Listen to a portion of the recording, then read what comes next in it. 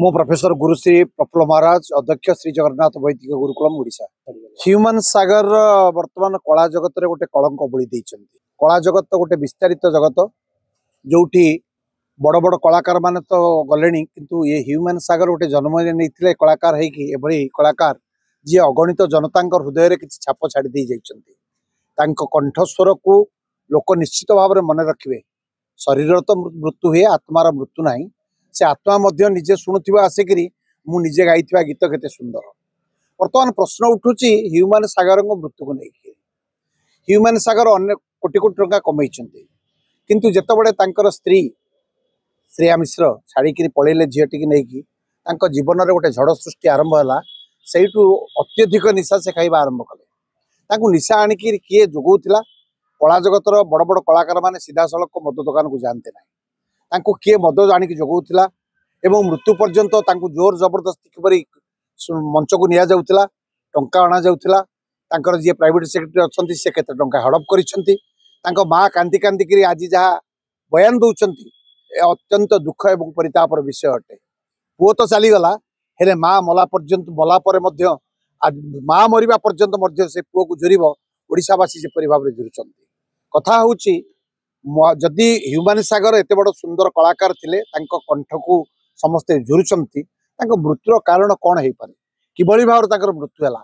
कोटी कोटी टंका थाई कि मध्य से बाहर जाई ट्रिटमेंट हो पारि थांते, किंतु ताहा मध्य हो पारला नाही।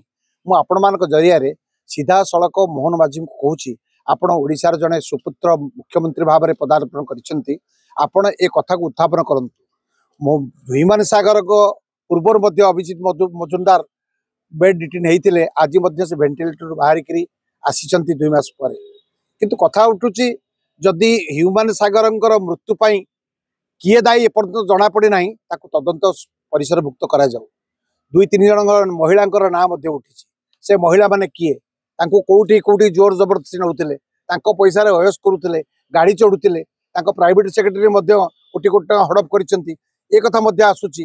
जदि लोकलोचन को अणा जा न पार आगामी दिन में एमतिया केते ह्यूमन सागर जन्म नहीं मरीजे तार हिसाब रहा ना।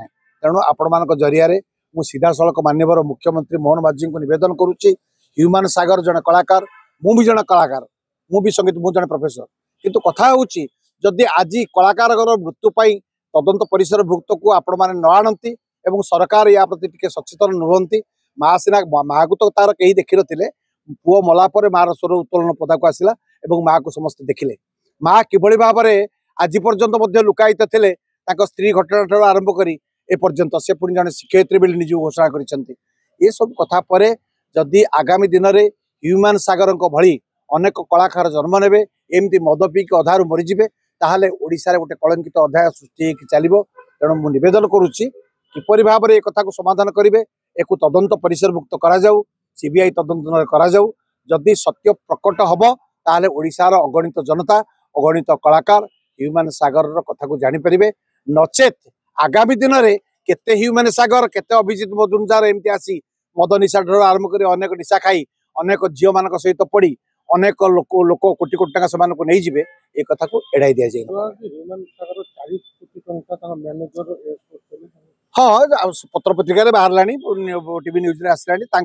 प्राइवेट सेक्रेटरी जी थिले ह्यूमन सागर प्रथम धरा जाऊ। से केते को पाखु तो सब पैसा आसुला, सी पैसा दौले ह्यूमन सागर को।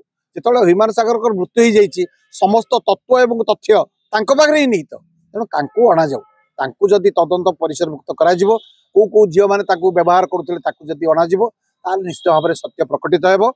ओडिशार अगणित जनता, अगणित कलाकार प्रतीक्षारत ए ह्यूमन सागर मृत्यु किए दायी जना पड़े।